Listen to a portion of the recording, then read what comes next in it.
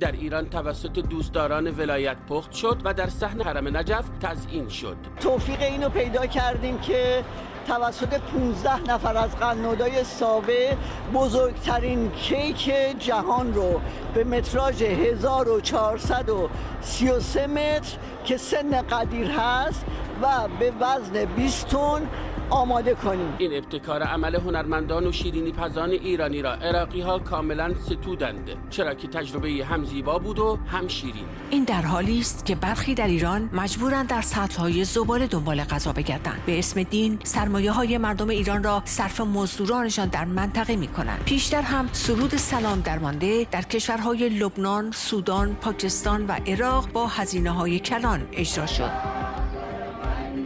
آیا یکی از عوامل فقر و سیه‌روزی مردم ایران برباد دادن سرمایه‌های ایران توسط خامنه‌ای نیست؟